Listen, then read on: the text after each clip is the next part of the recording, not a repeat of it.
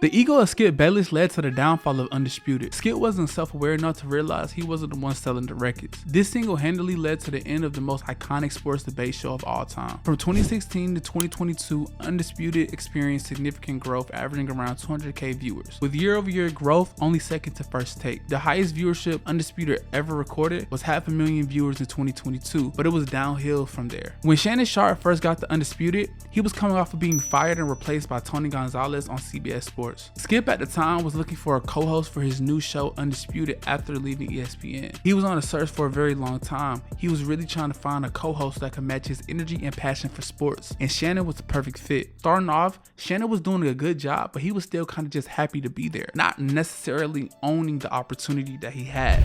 But the more that he was on TV, the more his personality began to shine through. I could see around like 2017, I felt the shift happen. Shannon went from being Shannon Sharpe to being Unk. Unk was charismatic, funny, relatable, pushing the boundary of sports media with props and actually being very entertaining. Hindsight is 2020, but I think obviously Unk was the one bringing in the ratings, but I don't think Skip noticed it at that time. This is an important lesson to learn. Most people only view you by the image they had of you when you first met them. It's very hard for people to change how they view you as you begin to grow into your own. During this time period, I don't think Skip recognized Unk as a superstar that he actually became. So when Unk started to ask for a little bit more say in the topics of the shows and things of that nature, it rubbed Skip the wrong way. This is where the lack of respect started to show. Skip had a monopoly when it came down to power, but Unk was the one driving the ratings of the show. I actually think Skip began to flex his power and bluntly show signs of disrespect towards Unk on air. That's where you get the famous clip of Unk taking off his glasses and almost putting hands on Skip. Ultimately, I think Skip thought that he didn't need Unk. I think Skip thought that he was still the star of the show. He felt like,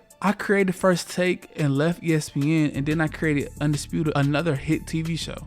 In his heart of hearts, I think Skip believed he had the secret sauce to do anything that he wanted to do and he would be successful. I believe this is where his arrogance begins to show, leading to the downfall of Undisputed, because he wasn't able to identify the shift in the marketplace. After forcing Unk out of Undisputed, the show went on hiatus because they were searching for new talent. And honestly, I'm not gonna lie, the new talent kind of was a letdown. FS1 basically just hired all of the people that ESPN let go the year prior. Instead of being a debate show, it kind of feels more like a tame, less authentic version of a sports talk show. It feels like the energy and momentum of Undisputed left the building when Unk left, and this is backed up by the ratings. In March 2024, Undisputed viewership averaged around 48k viewers. This is the lowest it's ever been in history.